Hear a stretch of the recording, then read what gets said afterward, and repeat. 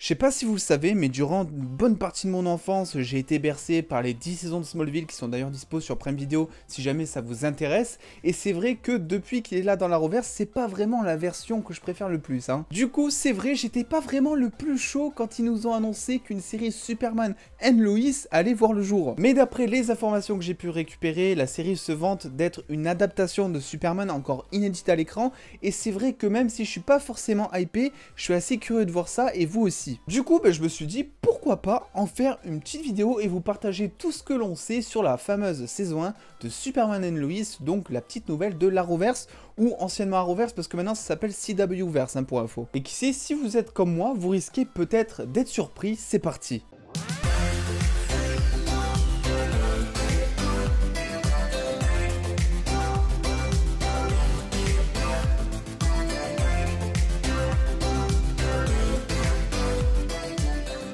Yo les dos, on m'appelle Steven et aujourd'hui j'attends que vous me disiez d'abord en commentaire quelle est votre adaptation de Superman préférée, que ce soit sur grand écran ou sur petit écran. Et maintenant que vous avez bombardé les commentaires et les pouces bleus, je compte sur vous bien sûr, direction pour parler d'une nouvelle série du CWverse, j'ai nommé Superman and Lois, parce que oui, apparemment dans cette série, Lois va être placée à la même hiérarchie, au même niveau que Superman, qui est pourtant un fucking héros de DC. Betsy Tulloch, l'interprète de Lois dans la série, mais aussi dans tout l'Arrowverse où elle a fait déjà plusieurs apparitions, confie dans une interview avoir lu le script du pilote, donc du premier épisode, qui d'après ses déclarations est quelque chose de jamais vu auparavant. D'après ce que l'on sait, la série va en fait s'appuyer sur la normalité du couple plus que sur les duels entre Superman et ses ennemis par exemple. Et plus que ça, n'oublions pas que le couple sont devenus parents très récemment dans l'Arrowverse et que ce genre d'enjeu, forcément, ça va apporter toute une originalité dans cette série par rapport à toutes les adaptations que l'on a vues de Superman jusque-là. Et si avec juste ces infos, vous pensez vous retrouver très prochainement avec une love story de type kryptonienne, laissez-moi vous dévoiler le scénario qui a été officiellement communiqué par la chaîne américaine CW. Et je vous préviens, il va y avoir des choqués et il va y avoir des déçus. Le scénario officiel est le suivant. Après des années passées à affronter ses ennemis, Superman alias Clark Kent décide avec Lois de retourner à Smallville afin d'éduquer leur nouveau-né Jonathan, mais aussi son autre enfant, car rappelons que si c'était pas le cas avant la crise, Superman et Lois ont maintenant deux enfants, Jonathan et Jordan. Se demandant si leurs fils tiendront de leur père au niveau des gènes, le super-héros ne raccrochera pas sa cape pour autant. Le père de Lois, donc le général Lang, interprété ici par Dylan Walsh, viendra chercher régulièrement Superman afin de se sauver les miches d'une situation que l'armée n'arrivera pas à gérer toute seule par exemple. Et comme si tout ça ne suffisait pas,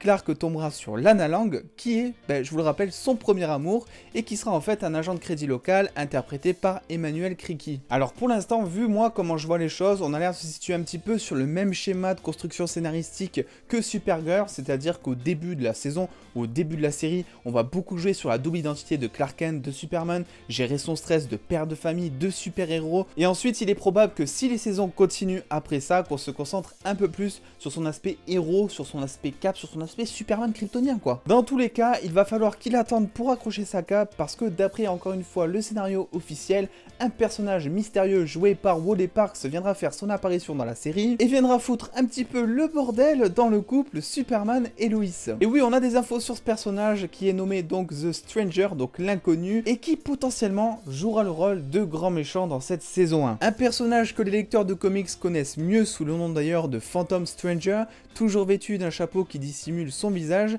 qui aide depuis toujours les héros de l'univers d'ici à lutter contre certaines forces occultes. Oui, vous avez bien compris, dans les comics c'est un héros, et oui, ça sonne plutôt positif du coup quand je vous dis ça comme ça. Mais maintenant passons à la description que la CW elle-même nous a communiquée pour le personnage de la série. Je cite, il s'agit d'un mystérieux visiteur déterminé à prouver au monde entier que Superman n'est pas indispensable. Voilà, effectivement on n'est pas du tout sur la même adaptation, dans les comics c'est plus un gentil, ici ça a l'air vraiment d'être quelqu'un entre guillemets de méchant qui veut vraiment prouver au monde entier finalement que Superman ça a beau être un héros mais qu'il n'est pas indispensable pour que l'humanité se porte bien on va dire. Sans compter tous les méchants aussi qu'il y aura probablement dans certains épisodes. Voilà, on connaît l'Arrowverse et on sait qu'il y a beaucoup d'épisodes qui sont là un petit peu pour approfondir l'univers mais aussi qui servent de remplissage à l'intrigue principale. Et d'ailleurs en parlant des épisodes, à l'heure où je tourne cette vidéo on n'a pas du tout encore d'informations concernant le nombre d'épisodes qu'il y aura, mais vu que ça va être en fait diffusé après The Flash sur la CW en fin de soirée, il est fort probable qu'il y ait à peu près le même nombre d'épisodes que Flash justement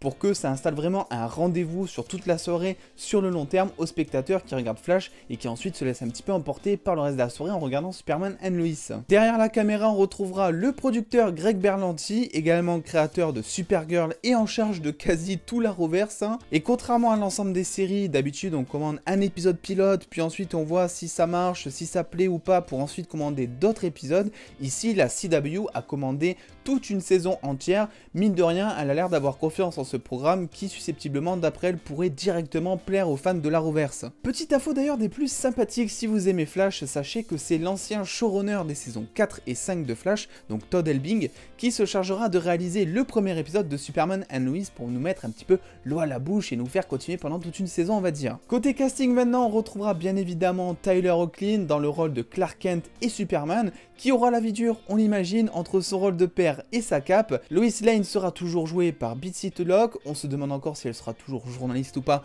vu qu'elle sera à plein temps en fait dans la ferme de Smallville, et qu'effectivement c'est officiel, ça a été confirmé, Metropolis sera vraiment en second plan de la série. Le premier amour de Clark, rappelez-vous, Lana Lang, sera jouée par l'actrice canadienne Emmanuelle Criqui, aperçue dans des séries comme Entourage ou encore Mentaliste, et elle aussi aura eu le temps de monter apparemment sa petite famille, puisqu'elle aura donc une fille, Sarah Crushing, jouée par Inde Navarrete, qui est décrite ici comme étant une adolescente très intelligente, mais troublée par un passé assez sombre. Quant au père, il s'agirait que Lana soit tombée d'un autre héros, puisque celui-ci sera pompier, et s'appellera Kyle Crushing, qui sera donc interprété par Eric Valdez ici. Maintenant, petit focus sur les deux enfants, je vous en ai parlé très brièvement tout à l'heure, ils ne seront plus apparemment des bébés et auront grandi depuis. Jordan Elsas interprétera donc Jonathan, le fils aîné, et son frère Jordan sera joué par Alexander Garfin. Autre info plutôt sympa, les dos, Superman aura un nouveau costume dans cette série, c'était quelque chose qu'on n'attendait pas forcément. Le showrunner a expliqué lors de la deuxième partie de ce DC Fandom il y a quelques jours